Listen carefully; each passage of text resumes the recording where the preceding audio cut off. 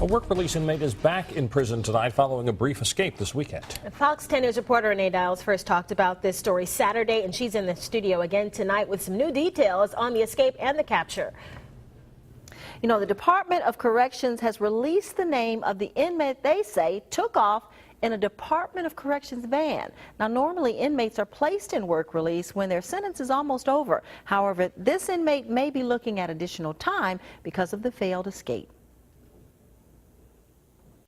It looks like 33-year-old Fernando Finkler bought himself a one-way ticket back to Holman State Prison after authorities say he took off in a state-owned vehicle.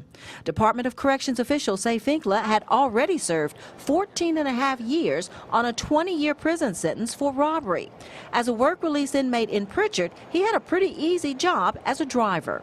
Chief Jerry Spezial says his officers and DOC worked together to locate the van.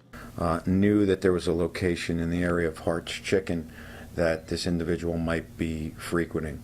As a result of that, they canvassed the area. They came up with the Osage address. Officers spotted the huge white van parked in front of an abandoned house. They then went and noticed a home next door that had the door cracked. The van was running. The vehicle was parked with nobody in it. When officers went to the house, this man came to the door. The man said Finkler came to borrow some money and use his cell phone. He called for someone to come pick him up, but it was police who showed up. I was sitting in here and I opened the door. When I opened the door, they was coming right there like, where she is.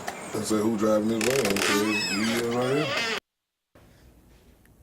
Corrections officials say Finkler will have a disciplinary hearing on the escape. He could end up getting additional time for the escape and wind up serving the rest of his time on the robbery.